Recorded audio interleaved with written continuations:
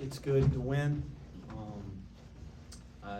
It wasn't pretty, and give those guys a ton of credit. They lost a game against a Division II opponent on Monday night, and I thought they came in and played with great spirit and made it difficult on us and outplayed us at a lot of moments in the game. But there's a lot of things, a lot of things that I'm not pleased with on both sides of the ball. But it's really good to get in some of those moments and just have to figure it out as a group. That's how you start becoming a team. And that was the best part of tonight, was we just had to kind of figure it out and find a way. And again, you got 6 new guys, and you're gonna have to just do that at times. And so it's good to get into those moments and start trying to figure this thing out. Wes, I think we should start with Vic. He was all over the place, especially defense with 3 blocks. Just what did you see from him out there tonight? Big Vic. Yeah, I thought, number one, he was great on the offensive board, right? I think he had 5 or 6. I thought he had a lot of presence there. I thought our offensive rebounding was probably the difference in the game when it's all said and done. But he had some good defensive presence around the basket. That was important. And it was nice to see him finish. I think I looked down, what is he, 6 for 7 or something like that?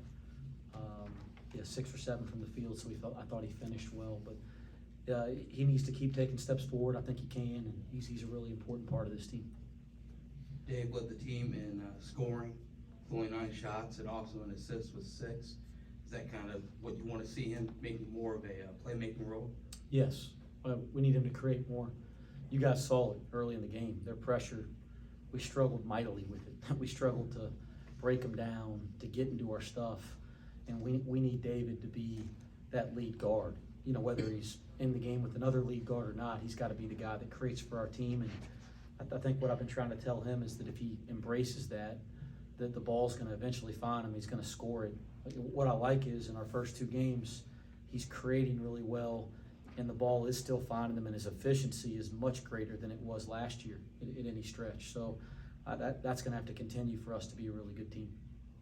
Early in the second half, it might have been after timeout, Ches went to the line a couple times, David did too. Was that an emphasis from you, or did guys maybe just, Ches wasn't shooting well, decide to start trying to get the line? It's been an emphasis all off season, just to be a team that gets fouled more and puts more pressure. We were such a jump shooting team last year. We're certainly going to shoot a lot of threes and stretch the floor, but we got to put pressure on the rim, whether it's through the post or whether it's driving the ball.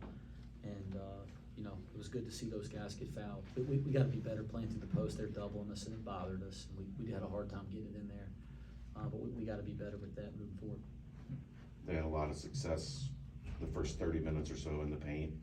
Was there anything different that you did to slow that down the last 10 minutes?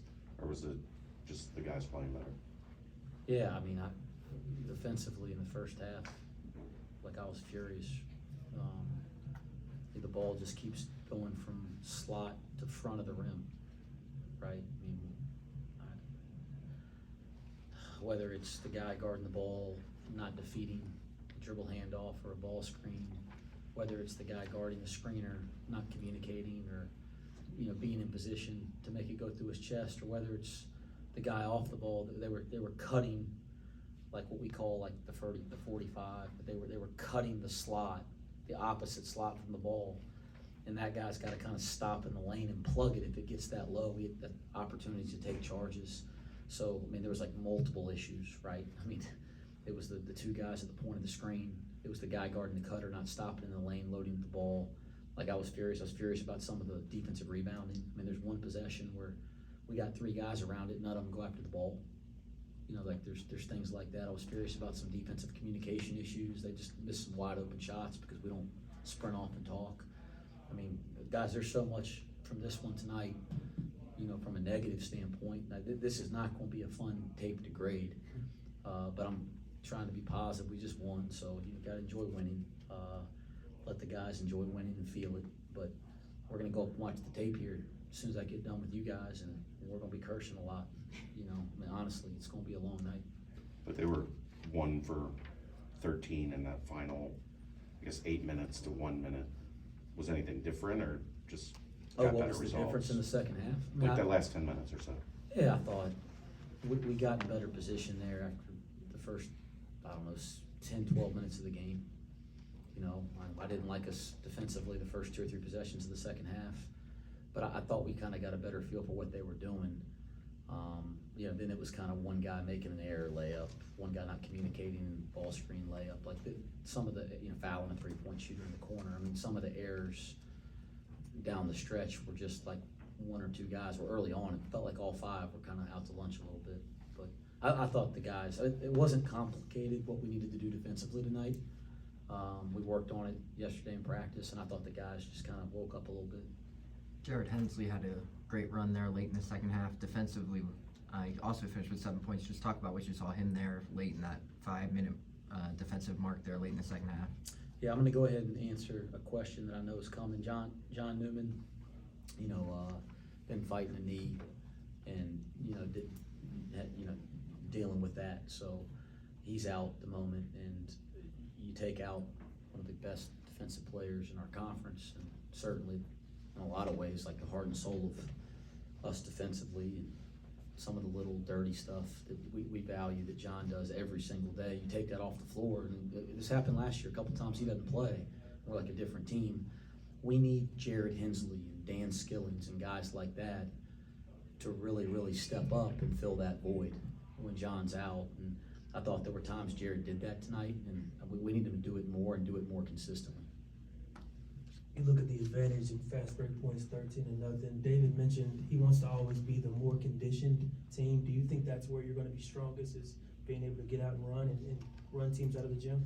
Man, I wanna be, Keith, I really do. And I thought, you know, there in the second half, we finally got some things in transition that I was really disappointed in our running game early. You know, number one, you gotta get stops to run and run effectively, but even on made baskets, we wanna get a good push, and we weren't doing that.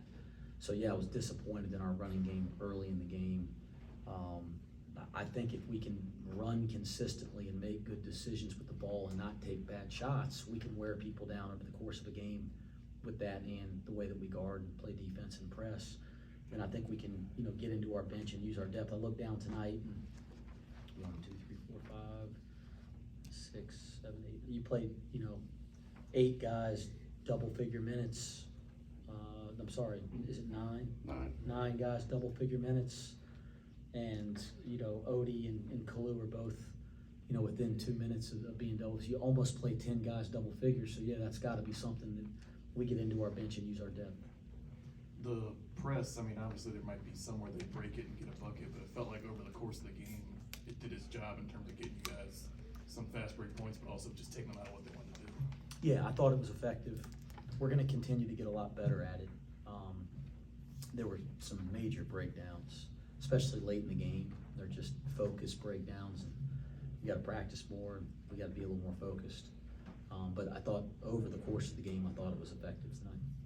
Wes, as upset as you might have been with some of the fundamentals tonight, it seemed like at 35-32 when you were down early in that second half, the first time out, it looked like from where we were sitting that you were trying to encourage the team and not get on them too much, give them guys handshakes and pats on the butt. And were you trying to like support them at that point and not get too much on them? Yes, tonight I could see there was some frustration. You know, the first time we've, you know, faced a little bit of adversity in a real game. So to me, the most important thing at halftime was just getting us to band together and figure it out. I think we got a bunch of high character guys, and one of the strengths of this team could be that it's a resilient, connected together group. But you gotta go through stuff to become that. We got 6 newcomers, right? Like, you gotta go through some moments to figure out how to be that kind of a team. So I think we have the qualities to become that kind of team, but that was the most important thing to me. And honestly, I said at halftime to our staff, I said, gosh, I'm really upset with how we're playing, but this is good for us. Like, we need this. We need to just figure it out. And so I tried to be positive and encouraging there in the second half, but I had some moments in timeouts, don't get me wrong. Challenged them a little bit.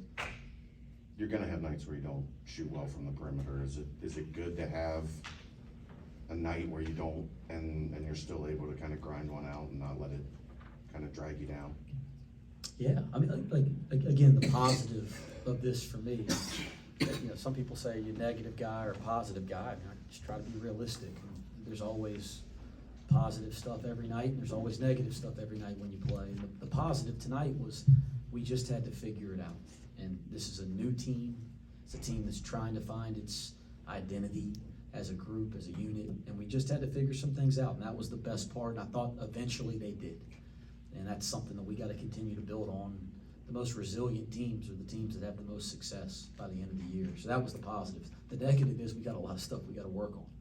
And, I thought maybe it's gonna be more. Now, when you're in practice and you're demanding things, I think maybe guys understand why a little more, because they've gone out and had some of these experiences. 2 more questions? You have any timeline on John? I don't. I'd love him to be back tomorrow. Guys like John Newman make you look like you're a better coach. He certainly makes us a better team. So we miss him dearly, but whatever the circumstances are with him, and when we know something, we'll tell you guys, but whatever the circumstances are, if he's out, other guys have to step up, and it's a great opportunity for them to do so. Anything else? Russ? Vic tonight, 1 foul taken. It seemed like his positioning was just really sound around the basket. How huge was that, and what did you think seeing it from the sideline? I think it's one of the areas, he's improved in a lot of areas, but it's amazing. Last year, you're like pulling your hair out in practice, trying to convince him of why getting to the right position is so important. And this year, he's like the example of where you're supposed to be. I thought in the ball screen late, he was a little too low. Like I want him to get up higher and use his athleticism, because he can really move for 6'11". But his positioning defensively has taken a huge leap, and he's got great basketball instincts. And when you're in the right position on defense, you give yourself a chance to go make plays and let your instincts and talent take over. And so now he's in the right place, and now you're starting to see some of his ability take over more so than a year ago. All right, thanks, Coach. Thanks, guys.